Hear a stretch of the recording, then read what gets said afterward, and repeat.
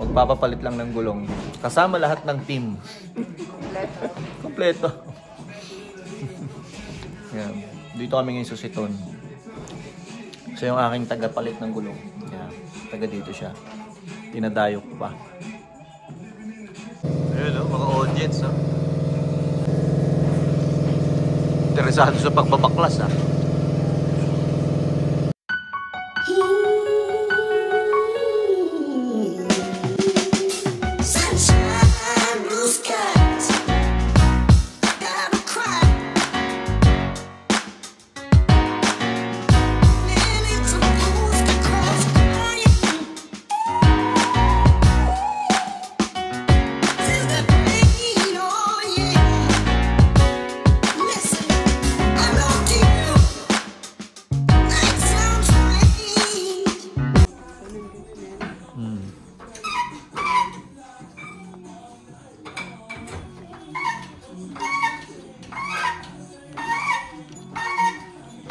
Kapag may hoist ka, mas mabilis na, no? Ano? So, ang bilis na nun.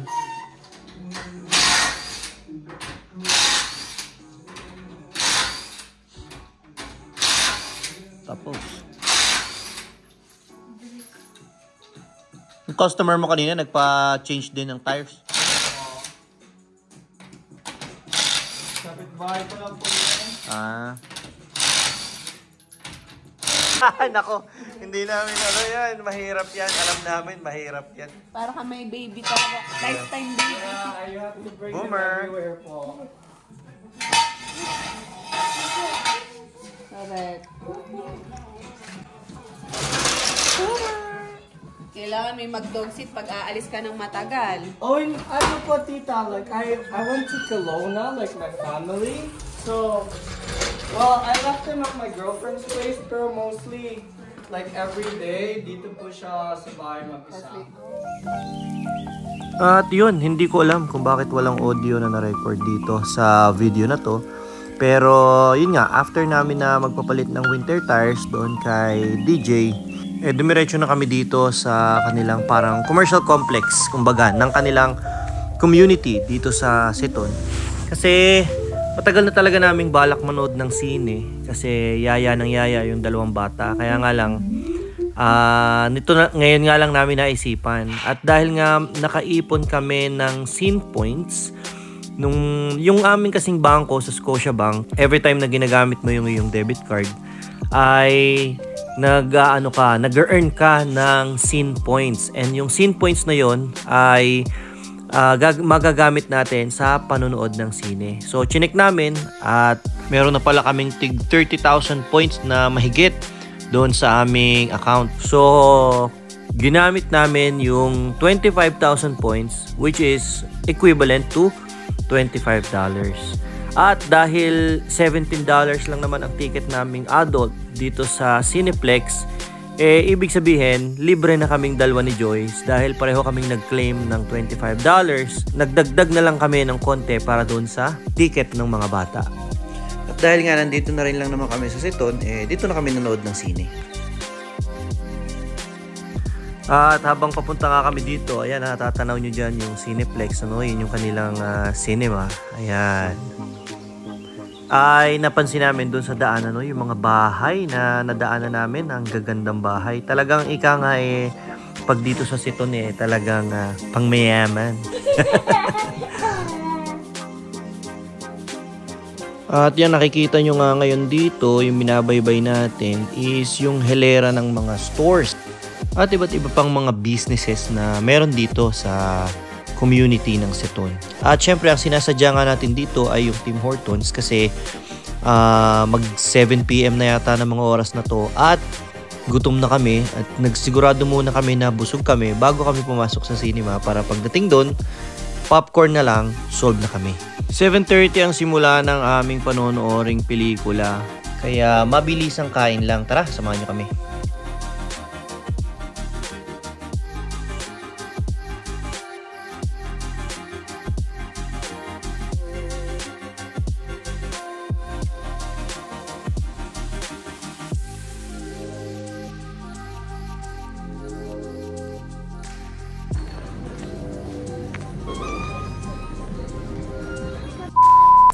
Ichibog muna kami para sigurado, walang gutom. Para pagdating ko sa sinihan, tutulog na lang. kasi pag nasa recliner ako, lagi ako nakakatulog, guys. Ang sarap kasi, kumot na lang kulang. No? Dito na kami, manonood na. At saka legacy, mga ganun. Oo. Pero hindi na ina-expect. Wala kami maparkingan sa malapit sa sinihan, punong-puno. Correct. Kala namin, sabi namin, baka hindi masyadong ano to. Yung pala, dinadayo pala mabuti to. Punong-puno yung parking, oh. Dami sasakyan. Wala kaming mahanap na bakanting malapit. Ayan. Dapat doon ka kumakas. Eto na kami. Dito tayo, enter. Exit yan. Recline na, ano? Thank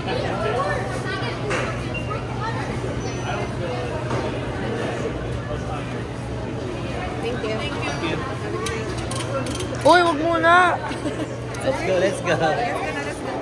Saan daw tayo? Sige, wala kami lakad namin. Sunod kami ni Kuya. Dito ka ulit.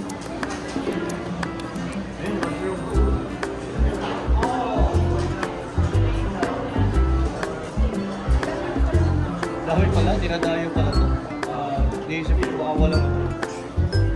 The Wild Robot. Wild Robot.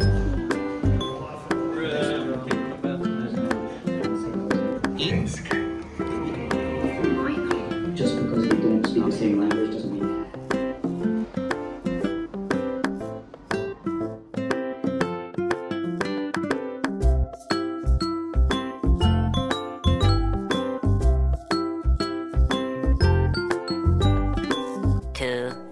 years later. Yun, uwi na kami. Kumusta naman ang experience? Ha?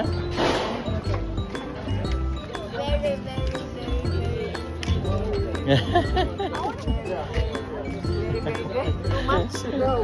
Grabe naman. Uwi na kami. Nandito pa kami sa Seton. Babiyahe pa kami ng babiyahe pa kami ng 20 minutes para makauwi. I'm always gonna use this one. No, you can get a lot of that. The next day. Hello guys, gagaling lang namin ng church. Diretso kami dito sa A+ buffet kasi yung friend ni Mab may birthday ngayon dito kaya na-invite kami. Kompleto na naman ang buong tropa. Let's go. Let's go! First time lang namin dito pupunta. Hindi pa kami nakakain dito before. Hindi pa dito. Pero nakapag... Ay! Dito lang to sa ano? Sa... A+ sa downtown. Ito na rin pala yun. Ito naman nandito lang sa McLeod Trail. Malapit sa exit ng Glenmore dito. Lapit lang to sa bahay. Siguro mga 8 minutes galing sa bahay. Kaya kanina pa nakita ni Kuya.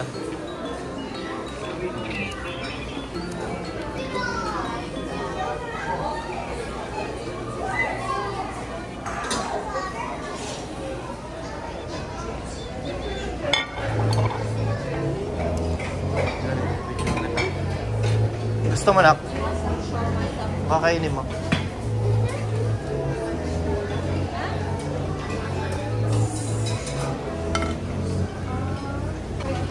Burrito talaga.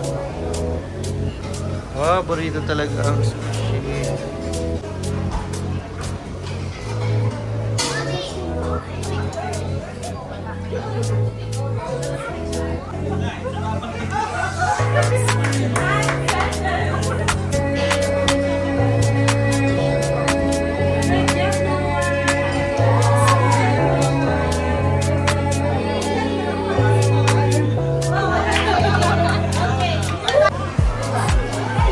Nanalo na naman kagad ng pahabaan. Praktisado eh. Laging panalo sa pahabaan ng ano, longest happy birthday. Yeah. Galing.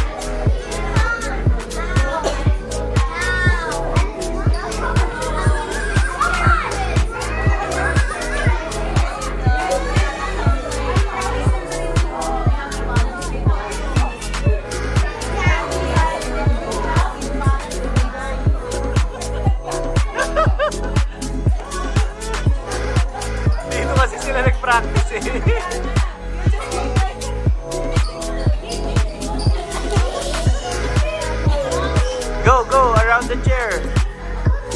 Go, go, go, go.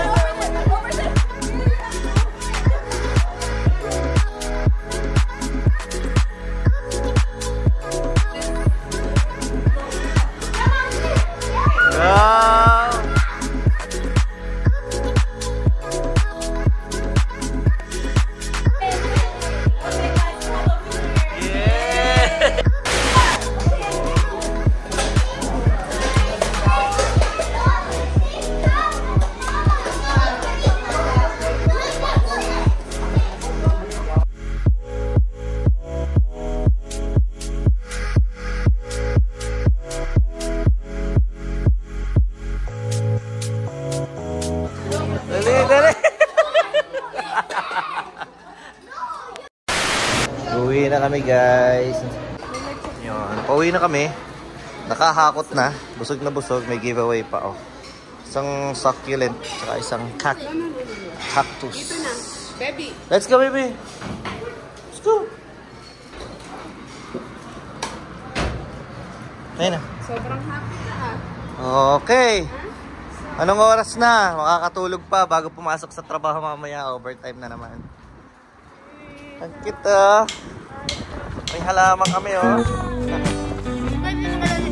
Hindi, sobrang madalang lang. Sobrang minsan lang.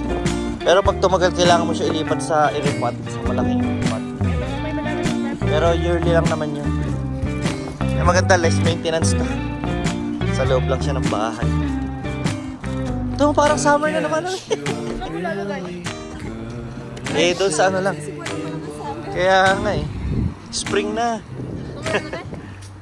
Hindi ko alam. Doon sa may bintana siguro. Kaso di. Malalamigan to sa may bintana. Sa ibabaw ng ref. Pwede to. Confidence, my hands begin to shake.